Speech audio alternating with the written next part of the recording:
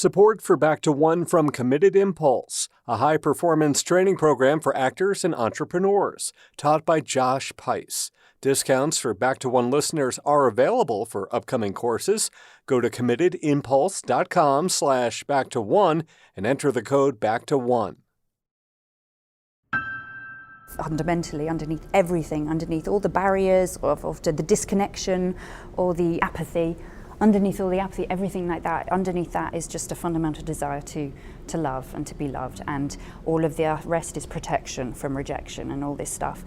And being okay to be about that, and then you can again and again and again go back into a job and fall in love with the character and open up and have a fight with that character and be so you are non-afraid of your own emotions. You're not afraid to have this moment with somebody, and you can play in that. But in your everyday life, when experiencing auditions and then, as you say, press and all this kind of external stuff, you've got to that's a different thing, but to just stay connected with why you're doing it.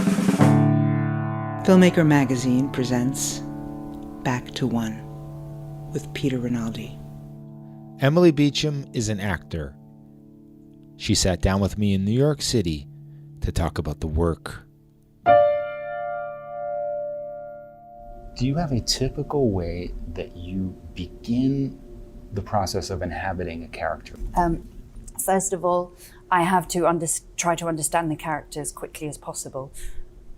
If the script's well written, you're going to find that, I think, an easy journey. If it's not, there are big holes and you're never going to understand it, but I don't want to criticize. First of all, and always understanding a motive and what's driving someone.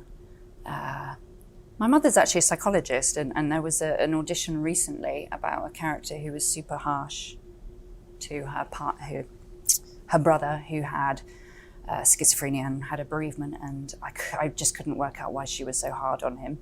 And she had really interesting reasons for it, and she said, well, perhaps there's a fear of her unlocking this deep thing which is also in her, and that is her hardness. So there's always, you have to find a reason, otherwise you're not going to feel comfortable or natural. I guess it's a different discipline maybe for different things like comedy. I'm not so experienced in comedy, although I used to do it a while ago.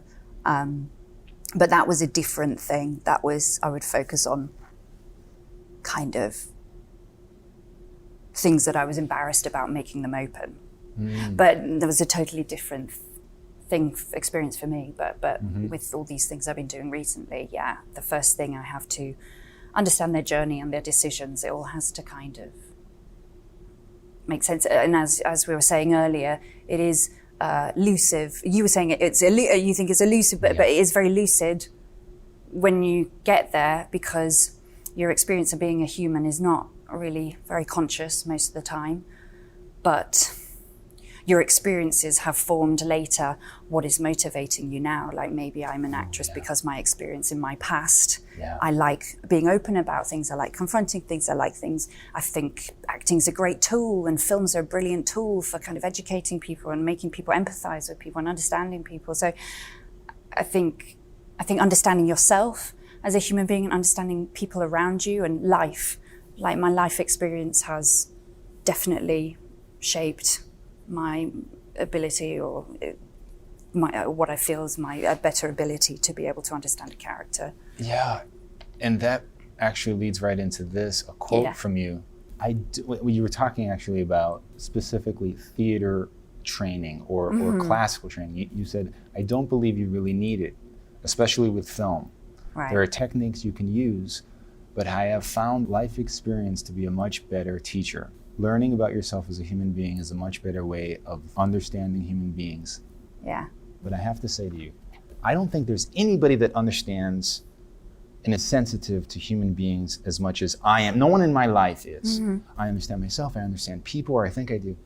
And I am an abysmal actor. Yeah. There's an element of not caring. I think there's such a benefit, and what I've found personally in my own life is that when you're, I don't know if I'm embarrassed about saying this or not, but when my career feels more stable, there is less pressure, there is no less focus on it, and that I think is really fundamental to being able to act. Is that, like, for instance, when you're messing around with your friends or when you're playing as a kid, sometimes you watch kids and they are so fucking good. Like I acted with a child the other day, and we were doing flashbacks of when we're having a laugh and she was breaking wind and laughing hysterically. She was 5 and so great, and then she had to cry. And the director was saying, channel what happened last week when you fell over and how you felt. And she just lay on the ground and she just started weeping. And like, she was so amazing. And she made us all just like feel so emotional watching her. And children are such great teachers because she doesn't know the consequences of something. She doesn't think, I've got to be good if I fuck up, it's not, and there's so many things that I've learned over the years from being friends with actors and my own experience as well, that you have to care, almost you have to love it, but you care and don't care about consequences or the industry. Don't care too much about that stuff, because this is just a form of expression and it's there. Yeah. So maybe you are feeling shackled by thoughts of right or wrong. Definitely. And there is no right and wrong, because if somebody's upset in real life, and that's what is so brilliant and something I'm so grateful, and I realise is really rare to be able to work in films like Jessica's, and especially in really interesting film or really well-made scripts and things like that, is that you don't do expected things. And I think when human beings, like if a person's experiencing grief or for a sadness, or maybe they keep going to the fridge, or maybe they have a tic, or maybe there is something interesting, that there is no right or wrong. So somebody can relay some sad information whilst looking happy or smart, or not feeling it. And then it comes out later when you stroke a cat. I read an interesting article recently about somebody dealing with bereavement. He said he didn't cry until he stroked his cat. So I think, as I say, I think it's just learning yourself through the experience. Maybe you just haven't done enough. That's right. I don't know. That's definitely true. And just like you're saying, detaching yourself from some kind of right or wrong. Yeah. Monitoring. Oh. Sometimes I tell myself before a scene, like, do not watch yourself, do not monitor yourself, and then it's fine. And speaking of that, like, there's some people that run to the monitor yeah. and watch themselves after every take. Well, I find that helpful if you're struggling with something. Sometimes if I'm like, fuck, I'm just not getting it, it's just rubbish. And then I watch it and I'm like, it's fine, it's there. It's just this voice in my head that's saying I have to do more. Mm-hmm. It's like, actually, no, just relax because it's there. Whatever it is, it's fine. Yeah. So again, that's experience and relaxedness and confidence that a lot of older and more experienced actors have. I had Lorraine Toussaint on, and so back then I watched a little bit of Into the Badlands, but watching it again, preparing for you, I was like, this seems like it's incredibly difficult because there's a lot of physical work going on. It seems to be done in piecemeal, like this shot, physicality, and it's just like, how is anybody able to get a moment going in those kind of It things? wasn't. I mean, the schedule was it was exhausting. I mean, the schedule was, there really wasn't time like you get in film to discuss things and make sure you all understand something. And it's very much a different type of show. It's a very entertainment show. Right. You know, there's a lot of questions that aren't answered, but it's fun and it's quite addictive. Yeah. So I think some of us actors definitely struggled in the first season, and then later on I think we embraced it's openly very camp and very fun, you know. So I think we just sort of, in the end, I thought, you know, I think the way to do this is to just have fun and camp it up, and the audiences responded to that. So. And what about all the martial arts stuff? All the that was tough too. We did have a training, but because of the schedule requirements, we couldn't continue this training during the shoot. So had to be really careful. So there was it was running lunches, so it was very short lunches. So it was a struggle for me to keep my weight on. Wow. And if the weight goes, the muscle goes. If the muscle goes, you pull limbs. So these are things you don't think about. No, it was hard. I think normally it's not like that. I think it was a massive challenge making Badlands, and they had big idea. You know, it was such a big scale. So it was sometimes 5 units going at once. It was so I think normally I would really love to do something where I could really use that because we weren't doing choreography either, so it was just we'd run it twice, go bam bam bam as quick as you can, and it would be blurry, and it would go so quick it would blur. So I would love to do something that is choreographed where I can maintain my muscle and maintain my strength, and because I know I can. Personally, on personal level, I don't think I fought as well as I can. I know I can do better than that, but I think with the circumstances, we were just kind of trying to survive, and I learned an awful lot from that. It's interesting being in a long-running show and feeling a responsibility for your character, and then audience members liking her and talking to you about it is nice. So you try and make it something positive and try to make that character's message something positive. You said something about working with Peter Mackie Burns for Daphne. You said, I wanted you to just explain this to me. You said that he would sometimes direct you to approach the text differently than it's written, or that may not be the exact way you said it. No, I remember. He would say, for instance, it's a scene where we're talking about my mother's cancer. She's in remission from cancer, and it's a topic that disturbs my character and probably encourages her to drink more and act more reckless because she's dealing with sorrow and things like that. But he'd be like, just throw it away. That's my bad impression of Peter. But he'd be like, it's just cancer. It's just cancer, whatever. You're just talking about cancer, whatever. So, which is, as I was saying earlier, it's real. Because you do talk about sickness and death, and sometimes you don't burst into tears every time you say that. You depress everyone you meet. So, they are just lightly discussing cancer, saying, I want you to get treatment. You're being a dick. So it's. And then her sorrow moments come out in other forms. So I really enjoyed that, and I think I learned a lot from working with him on that, and it was a very positive experience, I think. And do you find like that kind of direction works best for you? I mean, you seem to be really prepared, I didn't used to be, but then I think acting changed for me a lot. I think Peter was the start of it. I think before, there were years in my mid-20s where I told my agent I wanted to quit. My old agent, I'm with a different agent now, but I told my old agent that I wanted to quit, and it just really wasn't for me, because I think I was just going for these commercial auditions which just said the girls are pretty. I didn't know how to do that. I didn't know how to do pretty crying, pretty acting, attractive acting, like nothing against CW, but the CW thing, just hot the whole time. And I didn't know how to do that. It wasn't what I was interested in. It wasn't what I watched. It just wasn't whatever inspired me to do it. So I think Peter was a turning block for that. I can't remember what your question was now. But this is more interesting than my question. Because what he tapped into something that you basically always wanted to do. Yes.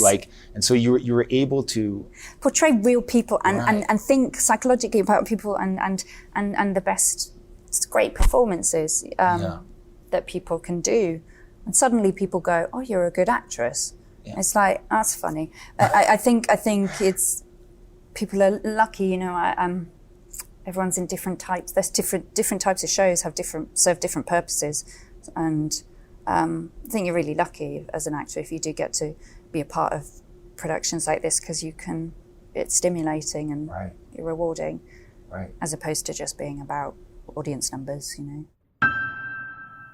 We'll be right back after this. I'm excited to tell you guys about Committed Impulse, a high-performance training program for actors and entrepreneurs taught by Josh Pais, a brilliant actor who was on the show a couple episodes ago. What's amazing about what Josh teaches, and if you heard that episode, you get a taste of it, is that no matter what you're feeling and no matter what kind of crappy thoughts are going on in your head, you will learn to be creatively unstoppable, so that you can do your absolute best work and remain present regardless of the situation. That is what excites me. Valuable tools for everyone. Really, Committed Impulse is a must for actors, public speakers, and anyone else who has to create and put their ass on the line. Josh teaches in Los Angeles, New York, and online. As a Back to One listener, you can get a $25 discount on any of his upcoming courses. Just go to committedimpulse.com/back-to-one and enter the code BACK-to-ONE. That's BACKTOONE. Again, that's committedimpulse.com/back-to-one and enter the code BACK-to-ONE.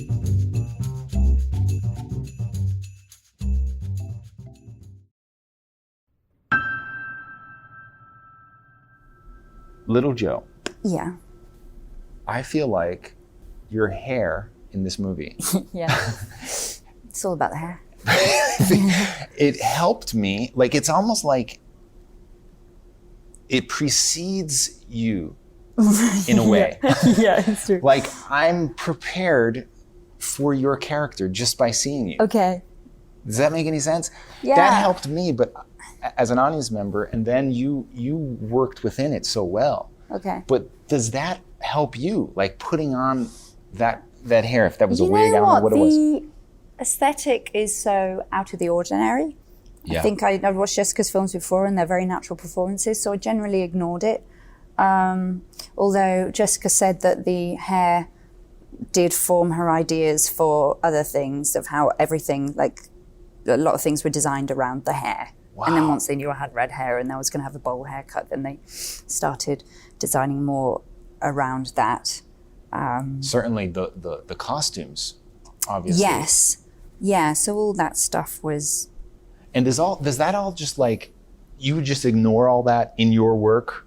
It was very enjoyable to look at every time he came in. It would make us chuckle a lot because it is almost, well, it's artificial, very kind of artificial looking, and the house is like a doll's house sometimes. It looks like a set. Yeah.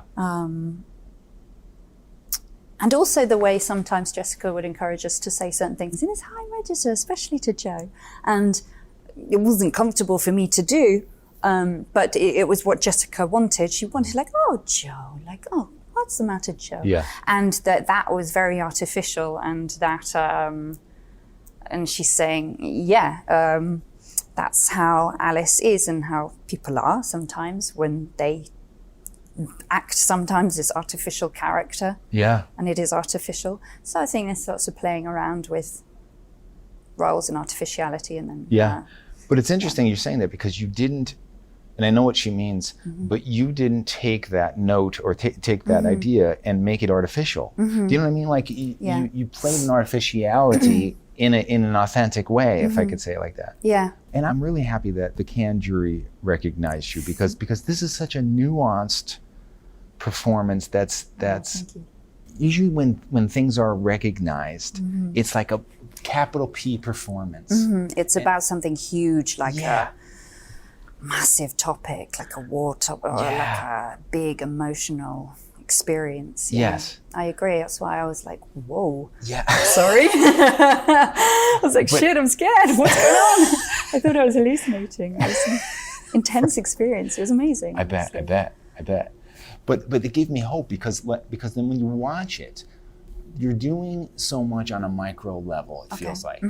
You know, and I felt like so appreciative of what you were doing, and the movie as a whole, the way it had this style that really felt confident. Her style of directing felt confident. Your performance felt confident. But are you looking for roles like this now? Yeah, I am. Oddly, I don't know why I keep thinking about The Shining lately. I keep thinking about Jack Nicholson's character in The Shining. I'm just thinking how much amazing fun that would be. Yeah. To play his role. I think the female role might be a bit dramatic. No, I'm kidding. But definitely want to do something that's interesting and. What about the theater? Like, do you ever dream Yes, of going back? I would love to do the theatre. It's sometimes, unfortunately, in England, it's a bit like one or the other. I want to work with the right person. I recently worked with Rufus Norris, who's lovely, who is artistic director of the National Theatre in England, and he trained at RADA as an actor. He's brilliant. He's a lovely, lovely person, and he likes to, so I experienced when I was working with him, and he likes to, it really lifts people. He really makes people feel confident and welcome and comfortable, and he's great like that. So yeah, I would love to do more of that. I think because it has been so long, it has to be with a good director. Yeah. I was obviously at Lambda, our drama school. There were great teachers who really came from, you really understood what you were doing and where you were coming from. It wasn't product based, it was more, it was a process. Mm-hmm. And that's where the most interesting performances, what I observe, come from, is from really interesting directors like Marianne Elliott, or theatre directors who have this really interesting process. And like Mike Leigh, I did a workshop thing with Mike Leigh for Peterloo, actually. And then in the end, he figured I wasn't northern enough for him. But that was an amazing experience. And we discussed human beings who we knew, and it was just so processed. And there was never anything about the performance. Afterwards, he'd be like, how do you feel doing that? I'd be like, that made me feel anxious. He's like, yeah, I think that character's very anxious. So yeah, it was interesting. Cool. It's like, and he said, find a physical tick of this specific person that you know who you think is introverted, and what does this person do? And this person tied her hair up all the time and stroked her hair all the time, and doing that, as I really felt this actually kind of repressed, kind of intense feeling from that, just doing of it in that process. And I think that's just key. I would like to work with in the theatre, to work with somebody who would guide that. Do you have anything that you do when you're not working to feed the work? I feel like I have to be connected. Somebody said this the other day. They were like, what's the point in doing anything if you're not connected to people? You have to try and maintain a connection, even though things are tough, or you can't subside to shutting off or feeling bad, hate, but then express. I've been doing Meisner technique a lot, actually, which has actually been really revolutionary for myself, my personal experience in understanding my emotional pattern and sometimes my process in that. And but one thing you observe from watching all the people doing the exercise is that fundamentally, underneath everything, underneath all the barriers of the disconnection, or the just not caring, the apathy, underneath all the apathy, everything like that, underneath that is just a fundamental desire to love and to be loved. And all of the rest is protection from rejection and all this stuff. And being okay to be about that. And then you can again and again and again go back into a job and fall in love with the character and open up and have a fight with that character and so you are non-afraid of your own emotion. You're not afraid to have this moment with somebody, because sometimes I get afraid of unleashing something that will hurt someone. But in the context of an acting scene, you know it's acting. If you're working with a professional who understands it too, then you can both go to these places which feel kind of, whoa, a bit intense and love or anger or all these sort of places, and you can play in that and enjoy that. And that's what I loved in being at Lambda, and that experience it was fun. Whatever you do, it's really fun. But in your everyday life, when experiencing auditions and then, as I say, press and all this kind of external stuff, you've got to that's a different thing, but to just stay connected with why you're doing it. And also just love people, care, be aware. I try to be aware of things, try not to let news get me down, try not to become apathetic about that because it can be too painful, but try to utilize those feelings and try and do something good with that. And I don't know. Yeah, it's an ongoing process, and it's definitely one where I'm getting older. And Kerry Fox said something super interesting. She was like, children, if you have children, you're never going to have to prepare, she said, because you've just got this access of joy and grief from the experience of it. Right. And just life is like your paint box, as many acting teachers say, but it is true. Yeah. Yes. Emily Beecham, thank you. Thank you. It was nice to meet you. Oh, nice to meet you. Back to One is a production of Filmmaker Magazine, which is a publication of IFP, the Independent Filmmaker Project. Listen to back episodes of this podcast at filmmakermagazine.com or wherever you get your podcasts.